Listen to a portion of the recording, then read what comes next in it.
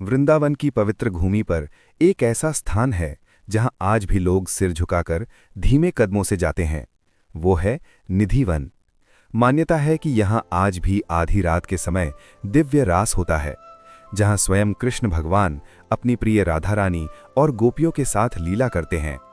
बहुत समय पहले की बात है। वृंदावन हरे भरे वन, यमुना की शीतल हवा और मुरली की मधुर धुन से गूंजता रहता था। ग्वाल बाल, गायें और गोपियां सब उस मधुर धुन के पीछे खींचे चले आते थे। परंतु जब संध्या ढलती और चांद आकाश में चढ़ता, तब एक अलग ही रहस्य शुरू होता। गोपियां जानती थीं कि आज फिर निधिवन में महारास होगा। वे अपने घरों के काम जल्दी जल्दी निपटातीं, मन ही मन श्रृंगार करतीं और उस दिव्य पुकार की प्रतीक्षा करतीं। वो पुकार जो कानों से नहीं, हृदय से सुनाई देती थी। रात गहराती, वृंदावन शांत हो जाता और तभी मुरली की धुन उठती, इतनी मधुर कि पेड़ पौधे भी झूम उठते।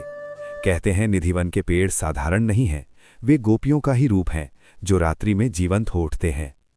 जैसे ही मुरली बजी, गोपियां निधिवन पहुंची।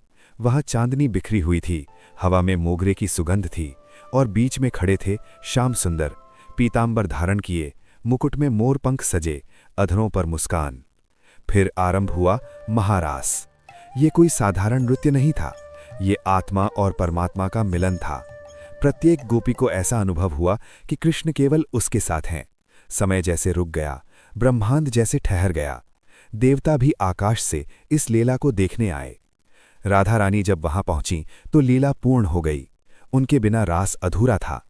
जैसे ही उनकी दृष्टि कृष्ण से मिली, प्रेम की ऐसी धारा बहने लगी कि पूरी प्रकृति आनंद से भर उठी। कहते हैं उस रात की लीला के बाद सब कुछ फिर शांत हो गया। सुबह जब लोग निधिवन पहुंचे तो वहां अजीब दृश्य था। छोटे छोटे पलंग बिखरे हुए, माखन मिश्री के निशान, पान के दाग और टूटी हुई टहनियां, जैसे रात में कोई उत्सव हुआ हो। आज भी मान्यता है कि सूर्यास्त के बाद निधिवन में कोई नहीं रुकता। मंदिर के पुजारी भी शाम होते ही वहां से चले जाते हैं। जो भी जिज्ञासा या अहंकार से वहां रुकने की कोशिश करता है, उसके साथ अनहोनी हो जाती है। इसलिए सब श्रद्धा से दूर रहते हैं। ये कथा हमें क्या सिखाती है? निधिवन केवल एक स्थान नहीं, ये प्रेम का प्रतीक है। ऐसा प्रेम जिसमें अहंकार नहीं, केवल समर्पण है। गोपियों का प्रेम भक्ति का सर्वोच्च रूप है, जहां भक्त अपने आप को पूरी तरह भगवान को समर्पित कर देता है।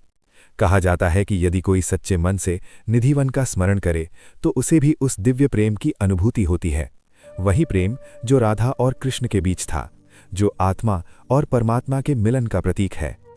इसलिए वृंदावन की धूल भी पवित्र मानी जाती है और निधिवन का नाम लेते ही भक्त का हृदय भक्ति से भर उठता है।